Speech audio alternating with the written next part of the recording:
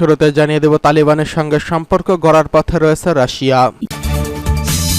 জানিয়ে দেব পুতিনের হুঙ্কার, ইউক্রেনে জয়ের জন্য রাশিয়ার পারমাণবিক অস্ত্রের ব্যবহারের প্রয়োজন নেই। এছাড়া রয়েছে সংঘাতে শিশুদের নিপীড়ন, জাতিসংঘের কালো তালিকায় রয়েছে ইসরায়েল। সর্বশেষ জানিয়ে দেব রুশ নিয়ন্ত্রিত অঞ্চলে ইউক্রেনের হামলা, নিহত 26। এবার তালেবানের সঙ্গে সম্পর্ক গড়ার পথে রাশিয়া। আফগানিস্তানে তালেবান গোষ্ঠীকে নিষিদ্ধ গোষ্ঠী সংগঠনের তালিকা থেকে বাদ দেওয়ার প্রস্তাব করেছে রাশিয়ার বিভিন্ন মন্ত্রণালয়।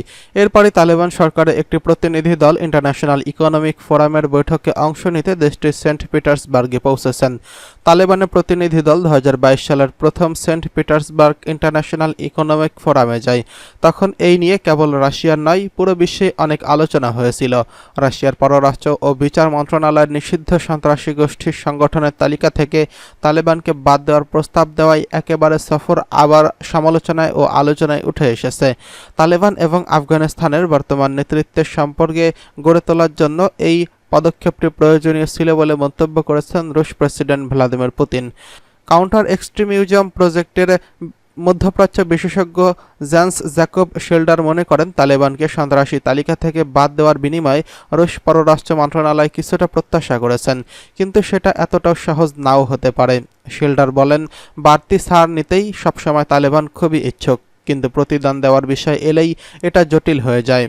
আফগানিস্তান অ্যানালাইসিস নেটওয়ার্কের সহ-প্রতিষ্ঠাতা টমাস রুটিস ক্রেমলিনের সাম্প্রতিক পদক্ষেপগুলোকে ধাপে ধাপে এগোনোর কৌশল ব্যাখ্যা করেছেন।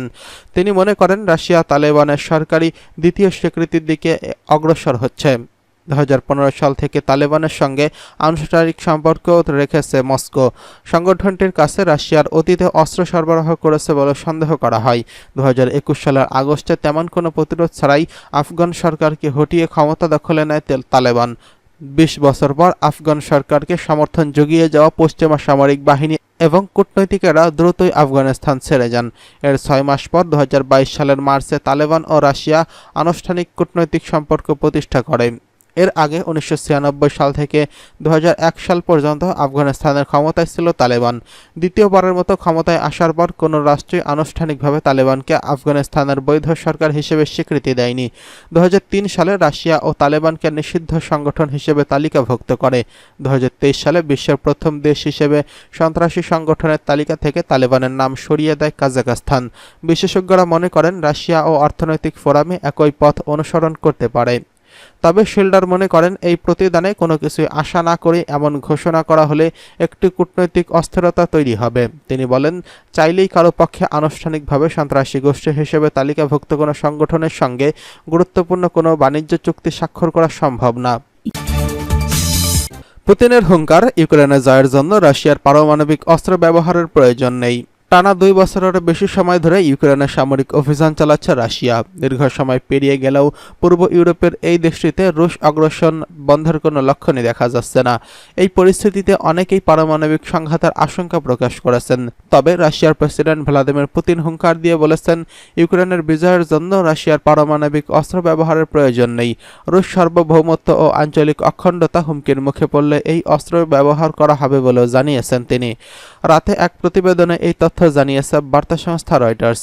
বার্তা সংস্থাটি বলেছে, ইউক্রেনের বিজয় নিশ্চিত করতে রাশিয়ার পারমাণবিক অস্ত্র ব্যবহার করার দরকার নেই বলে প্রেসিডেন্ট ভ্লাদিমির পুতিন শুক্রবার জানিয়েছেন। দ্বিতীয় বিশ্বযুদ্ধের পর থেকে ইউরোপের সবচেয়ে মারাত্মক এই সংঘাত যে পারমাণবিক যুদ্ধে পরিণত হবে না, সে বিষয়ে এটি এখন পর্যন্ত ক্রেমলিনের সবচেয়ে জোরালো ইঙ্গিত। 2022 সালের ফেব্রুয়ারিতে ইউক্রেনে সামরিক অভিযান শুরু করে রাশিয়ার বাহিনী। যুদ্ধ শুরুর কয়েক মাসের মাথায় রুশ প্রেসিডেন্ট ভ্লাদিমির পুতিন বলেছিলেন, রাশিয়ার ভূখণ্ড রক্ষার জন্য তথা আত্মরক্ষার জন্য প্রয়োজনে তিনি পারমাণবিক অস্ত্র ব্যবহার করতে প্রস্তুত। এছাড়া আরও বেশ কয়েকবারই পুতিন পরমাণু অস্ত্র ব্যবহারের হুমকি দিয়েছিলেন। সেন্ট পিটার্সবার্গের ইন্টারন্যাশনাল ইকোনমিক ফোরামের পূর্ণাঙ্গ অধিবেশনে মডারেটর সের্গেই কারান্নকভ নামের একজন প্রভাবশালী রাশিয়ান বিশ্লেষকের পারমাণবিক অস্ত্র ব্যবহার সংক্রান্ত এই প্রশ্নের জবাবে প্রেসিডেন্ট পুতিন বলেন, তিনি এই ধরনের অস্ত্র ব্যবহারের পরিস্থিতি এখনও দেখেননি।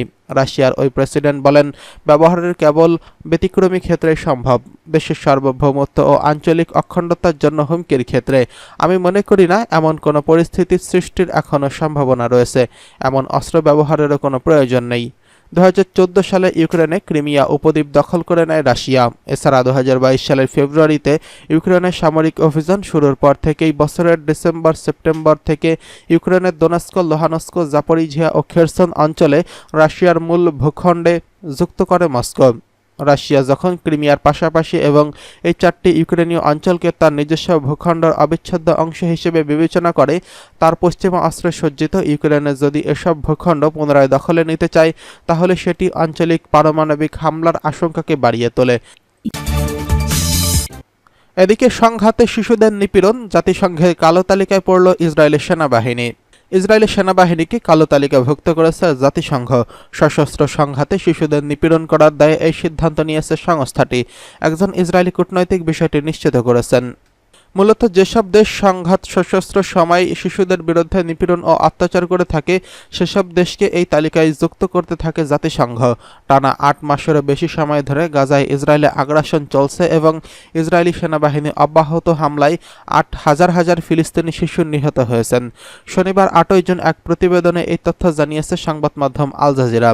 সোশ্যাল মিডিয়ায় দেওয়া এক পোস্টে জাতিসংঘে নিযুক্ত ইসরায়েলের রাষ্ট্রদূত গিলাদ এরদান বলেছেন, ইসরায়েলের সেনাবাহিনীকে কালো তালিকাভুক্ত করার বিষয়ে তিনি জাতিসংঘের মহাসচিব অ্যান্তোনিও গুতেরেসের সিদ্ধান্তে আনুষ্ঠানিক বিজ্ঞপ্তি পেয়ে গেছেন। এরদান দাবি করে বলেন, এটি সম্পূর্ণভাবে আপত্তিজনক ও ভুল। আমি লজ্জাজনক এই সিদ্ধান্তের প্রতিক্রিয়ায় বলছি, আমাদের সেনাবাহিনী বিশ্বের সবচেয়ে নৈতিক এবং ইসরায়েলের কালো তালিকাভুক্ত করেছেন। একমাত্র মহাসচিব যিনি সন্ত্রাসবাদকে উৎসাহিত করেছেন, ইসরায়েলের প্রতি ঘৃণার মাধ্যমে পরিচালিত হয়েছেন। এদিকে এই বিষয়ে ফোন কলের ভিডিও এক্সে তিনি প্রকাশ করায় বিস্ময় প্রকাশ করেছেন জাতিসংঘের মহাসচিব অ্যান্তোনিও গুতেরেসে। মুখপাত্র স্টিফেন ডুজারিক জাতিসংঘের এই সিদ্ধান্তের কথা জানাতে গিলাদ এরদানকে ফোন করেছিলেন বৈশ্বিক এই সংস্থাটির এক কর্মকর্তা। এদিকে রুশ নিয়ন্ত্রিত অঞ্চলে ইউক্রেনের হামলায় নিহত 26। ইউক্রেনের রুশ নিয়ন্ত্রিত অঞ্চলে হামলা চালিয়েছে ইউক্রেনীয় বাহিনী। এতে 26 জন নিহত হয়েছেন, আহত হয়েছেন আরও বহু মানুষ। ইউক্রেনের রুশ নিয়ন্ত্রিত লুগানস্ক ও খেরসন অঞ্চলে এই হামলা ও হতাহতের ঘটনা ঘটেছে। 8 জুন এক প্রতিবেদনে এই তথ্য জানিয়েছে বার্তা সংস্থা এএফপি। প্রতিবেদনে বলা হয়েছে, রুশ নিয়ন্ত্রিত লুহানস্ক এবং খেরসন অঞ্চলের কিছু অঞ্চলে ইউক্রেনের হামলায় শুক্রবার 26 জন নিহত এবং আরও বহু মানুষ আহত হয়েছেন বলে কর্তৃপক্ষ জানিয়েছে। 2022 সালের ফেব্রুয়ারিতে ইউক্রেনের সামরিক অভিযান শুরু করে রাশিয়ান বাহিনী। এরপর একই বছরের সেপ্টেম্বর মাসে ইউক্রেনের দোনেৎস্ক, লুহানস্ক, জাপোরিঝিয়া এবং খেরসন অঞ্চলকে রাশিয়ার মূল ভূখণ্ডের সঙ্গে যুক্ত করে মস্কো। মূলত এসব অঞ্চলের কোনোটিকেই পুরোপুরি নিয়ন্ত্রণ না করা সত্ত্বেও এগুলোকে রুশ ভূখণ্ডের সঙ্গে যুক্ত করার দাবি করে রাশিয়া। খেরসনের রাশিয়ার নিযুক্ত কর্তৃপক্ষের প্রধান ভ্লাদিমির সালদো টেলিগ্রামে লিখেছেন, দক্ষিণ খেরসন অঞ্চলে সাদব গ্রামের একটি দোকান ধ্বংস হয়ে গেছে। সেখানে বিপুল সংখ্যক দর্শনার্থী এবং কর্মচারী অবস্থান করছিলেন। সালদো রাশিয়ান মিডিয়াকে জানান, পরবর্তী পার্শ্ববর্তী বাড়ির বাসিন্দারা ক্ষতিগ্রস্তদের সাহায্য করতে ছুটে আসার পরপরই সেখানে একটি হিমার্সন ক্ষেপণাস্ত্র আঘাত হানে। এতে মোট 22 জন নিহত এবং 15 জন আহত হয়েছেন।